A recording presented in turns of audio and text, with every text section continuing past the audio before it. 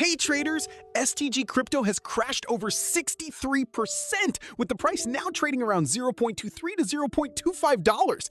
The big question is this the beginning of a recovery or just a bull trap before another move lower?